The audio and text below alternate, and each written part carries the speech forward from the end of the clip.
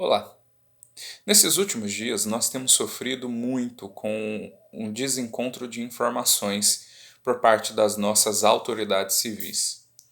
Embora não caiba a nós agora, nesse momento, e não é nosso propósito dizer quem está certo ou quem está errado, mas este desencontro de informações geram ainda mais pânico, terror, preocupação, porque não dá para saber quem está falando a verdade e quem não está.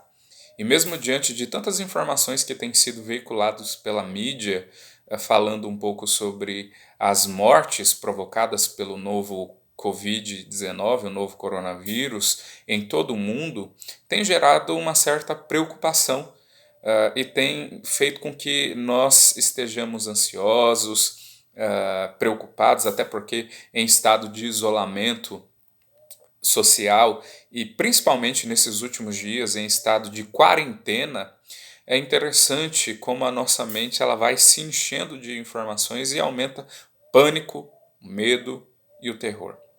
E a palavra de Deus nos diz como é que nós podemos enfrentar essa situação. Já falamos em Filipenses 4:6, quando o apóstolo Paulo nos incentiva, nos exorta a levar a nossa ansiedade diante de Deus em oração, mas agora chama a atenção para mais uma ferramenta que ele nos dá, que está ligado com aquilo que nós ocupamos a nossa mente, como nós preenchemos a nossa mente.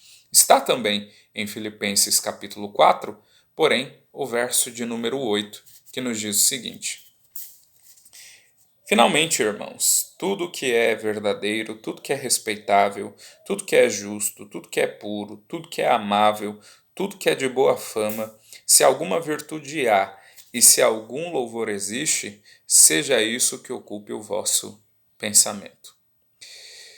Em situações como a que nós temos vivido, de preocupações, de ansiedade, de desencontro de informações ou de uma chuva de informações que aumenta a nossa preocupação e gera medo, gera pânico, nós, enquanto filhos de Deus, redimidos pela cruz do Calvário por Cristo Jesus, precisamos ocupar a nossa mente e preenchê-la não com essas informações, e não que seja errado nós nos voltarmos a ela.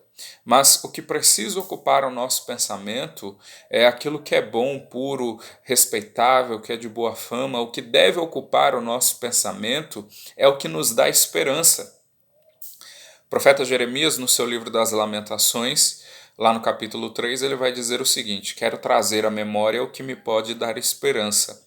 Nessa situação toda que nós temos vivido, não vale a pena ocupar o nosso pensamento com aquilo que não nos dá esperança.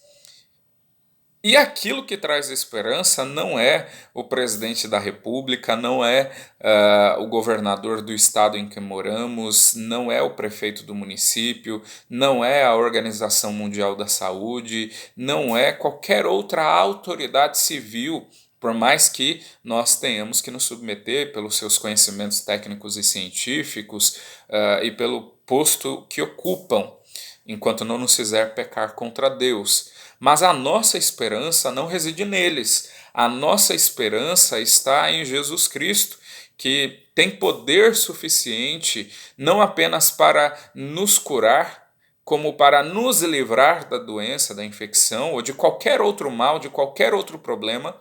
Mas lembrem, enquanto estamos neste mundo, nós não estamos isentos às coisas que acontecem neste mundo. Nós também estamos à mercê delas.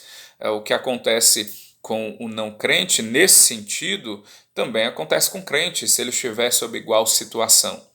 O que nós precisamos lembrar é que a nossa esperança não está nesta vida. A nossa esperança não está em sobrevivermos a tudo isso, embora eu sei, pessoas normais, em condições normais, até dizem que o céu é bom, mas não querem ir para lá agora, o céu pode esperar. Mas a nossa esperança não se resume a esta vida, não se limita a essa existência. Se a nossa esperança se limitar a esta vida e a essa existência, diz o apóstolo Paulo, nós somos os mais infelizes dos homens. A nossa esperança, a razão da nossa existência, não está aqui, está na pátria que nós aguardamos no céu, e o Rei dos Reis que lá está, a quem nós nos submetemos, até para nos livrar de todas essas circunstâncias ou caminhar conosco enquanto por elas passamos. A nossa mente precisa ser ocupada não com aquilo que traz desespero, mas com aquilo que traz alento.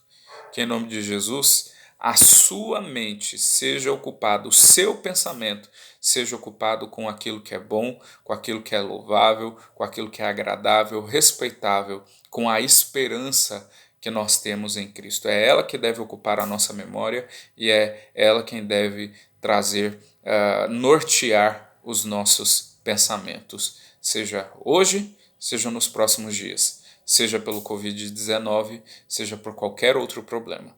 Que Deus nos abençoe.